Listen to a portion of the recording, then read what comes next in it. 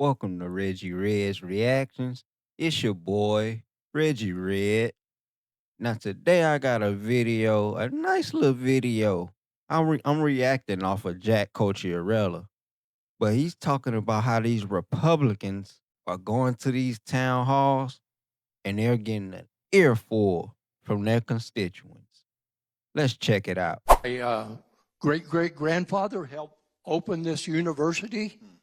Um, I am pissed, and I'm pissed at you because I have emailed you because it's easier for me than to try to talk on the phone without profanity.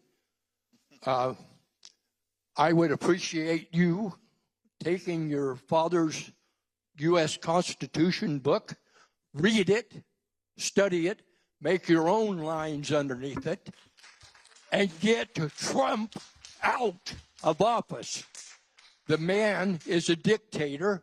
He knows nothing about what he talks about. I listened to him for about a half hour today, and I got sick at all the lies he brought up. God. Now, I'm about ready to lose my farm. Do you know why? I'm sure you don't know why. Lose your what, sir? Farm. Farm? Yeah. Why is that, sir? Because Missouri does not have wills.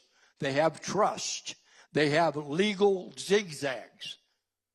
And a trust, most people don't know anything about. So I'm dealing with a state that's a crooked state, doesn't care about what farmers happen. The only reason why we have farmers today is because the federal government funds them. How much money of our tax money goes to farmers? Farmers work very hard, but they're funded by the federal government, not by selling groceries. That's what Foster Farms and all of those characters, that's where they get their money. The price of steaks, $20 a pound, because of big business. You want to straighten out the budget? Start taxing corporations and the wealthy, like we've been telling you. Do you think we're idiots? Do you think we don't pay taxes? Do you think that we don't have to make budgets? You talk about half-truths when I listen to you. You know nothing about taking care of children because you've always had a really good paying job. You know nothing. That is what patriotism looks like. And that is what I have seen up close and personal. Over the past couple of weeks, I have been traveling the country with some elected Democrats. I was just in Omaha, Nebraska. Yeah, he let his ass have it on there. And they'll say, "Oh, these are paid protesters. These are paid people." No, bro. This is a conservative. I don't know if he a Democrat or a Republican, but he's most definitely conservative. So they can miss me with all that shit. And this shit's been going on time and time again with all these town halls. That shit keep going. They keep pushing back. They'll push back. But then it's like it goes in one ear and out the other. Like I don't know what's up with that type of shit.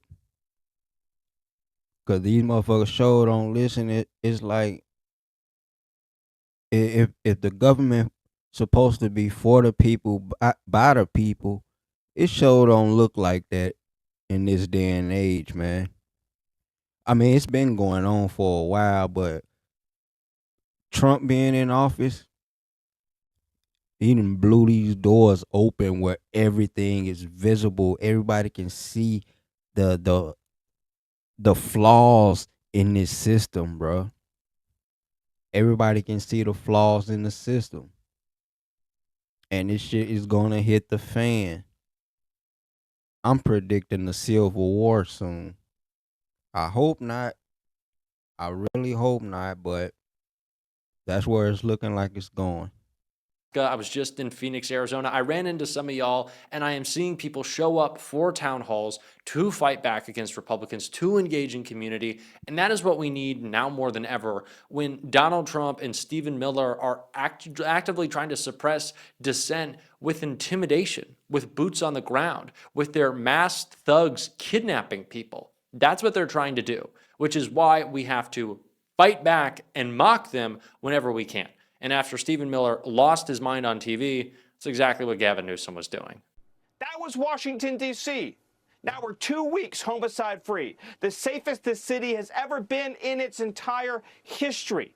And the Democrats, instead of jumping up and down and saying, thank you, President Trump, thank you for saving our lives, thank you for saving our cities, thank you for scrubbing away all the graffiti, the trash, the homeless encampments, the druggies, instead of cleaning up the city, instead of thanking him for that, they're saying, President Trump, how dare you save our lives? How dare you save our children? How dare you save our city? The Democrat Party, Sean, that exists today, it disgusts me. I do not recognize that party, Sean. Governor Newsom's press account has been seriously trolling Stephen Miller, comparing him here to Voldemort, writing here that he is a fascist cuck, referring to the scandal around his wife leaving him to go work for Elon Musk instead of the White House. And of course, we saw Governor Newsom today respond to Stephen Miller in the White House, writing that he's going to bring it to Donald Trump, even though he is trying to bring a lawsuit against his redistricting plan. Newsom also backed up his attack on Stephen Miller, which is just so hilarious in this clip right here. Well, it's a response to Stephen Chung in the White House and his use of that word. I don't think they understand any other kind of language, so I have no apologies for standing tall and firm and pushing back against their cruelty. And if it requires more clear language, requires a recognition that things have radically changed with Trump presidency, then I will assert myself as I feel fit.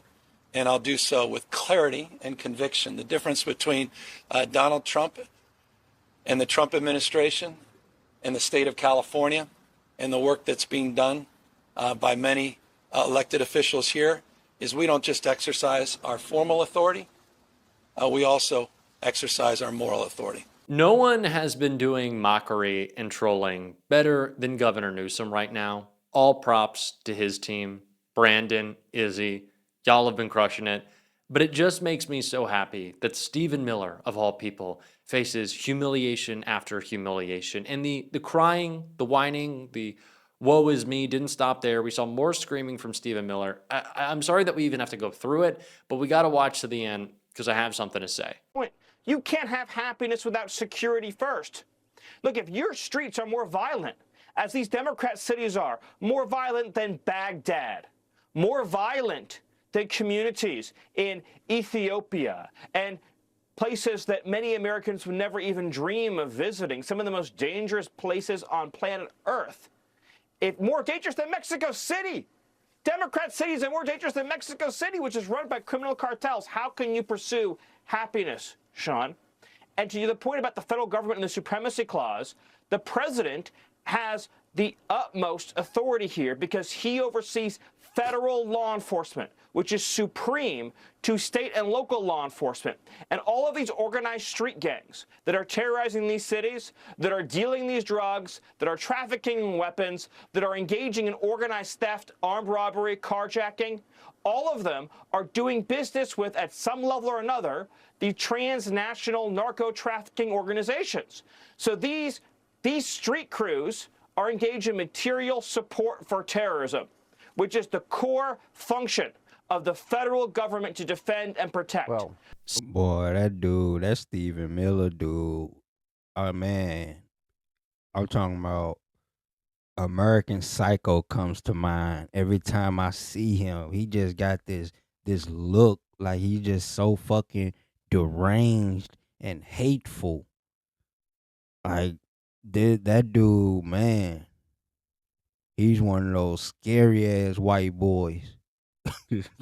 Like, dude be tripping. He be straight tripping. Going after these blue cities and shit.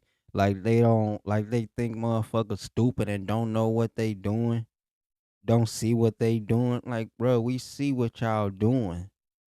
It's plenty of red states and red cities that got higher crime than some of these blue cities, blue states. So why ain't y'all targeting them? Why aren't y'all targeting those cities and states? We all know why. Because Donald Trump, he hate the Democrats. He even said it in his State of the Union address. He hate the Democrats with a passion.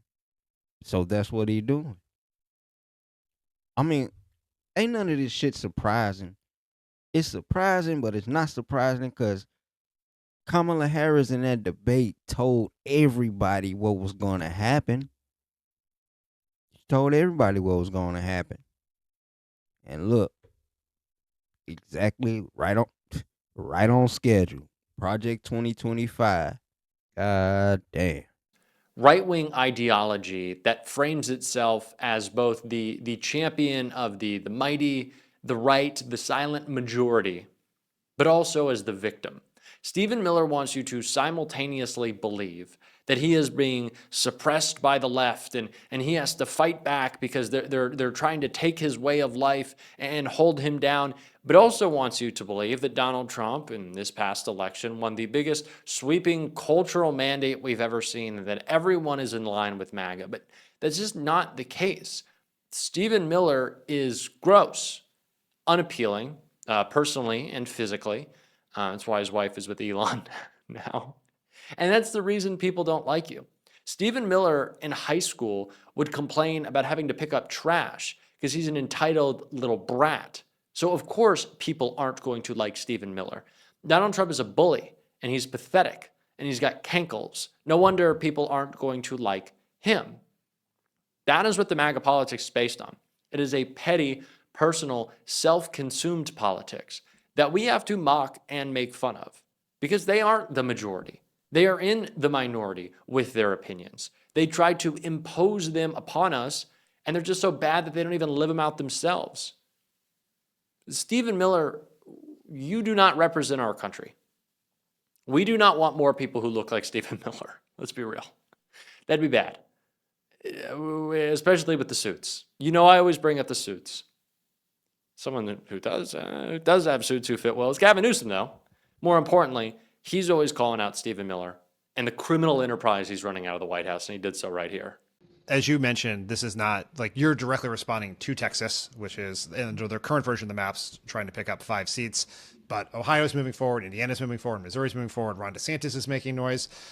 Have you talked to your fellow blue state governors about whether they can do similar things, whether it's New York or Illinois or Maryland? Do you know where that stands?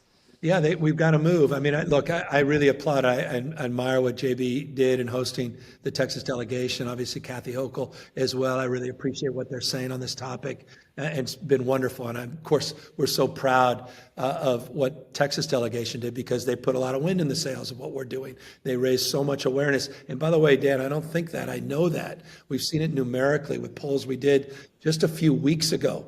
And people not even understanding what redistricting is or what it isn't, and now how overwhelming it is, universal almost, how people now understand what's at stake. But now it's time to put a stake in the ground. It's not just about rhetoric. It's about moving that rhetoric to a different reality. And it's about doing whatever we can, not just in those 2 states, but in other states all across this country. I know Maryland's talking potentially about something in January. I know that Kathy in New York has something not totally dissimilar to what we have in California. There's a version of that in Michigan. But look, at the end of the day, there is no do-over here, man. There's no do-over. If we fall short, if we see this guy roll up and go to all those other states, just like J.D. Vance rolled up into Indiana just a week ago, I mean, we could lose this thing. It's not an exaggeration. It is not. This guy's rewriting history. This guy is censoring historical facts. This guy is taking down independent thought, independent media, journalists, the rule of law, and lawyers. I mean, this is it, guys. And so I pray that people dial things up in other states, not just here in the state of California. Again, Governor Newsom, That's the fight that we need. Not a fighter, a killer. That's what I keep saying. Man's not a fighter. Hey, Governor Newsom, he is right on point with this shit. Now, I gotta say it, I don't agree with basically turning into Trump, but you gotta mock Trump. But he ain't turning into Trump for real. At least I hope he not. Cause we don't need another fucking Trump. But you gotta mock his fat, disgusting ass. You have to. As many people Trump call out, and Westmore, he been getting in the fight too. Governor Westmore, Maryland, yeah, he been getting in the fight too. And he been talking about President Bone Spurs and shit like that. Like they getting back at Trump ass and making him look silly. Cause that's all he do. That's all. It's like it became normal. So now that other people are doing it, it's bringing the light back up. Like, man, this shit is not normal. This shit is not normal, bro. This shit is not normal, like at all. And that's why Democrats, they do need to step up. But I don't.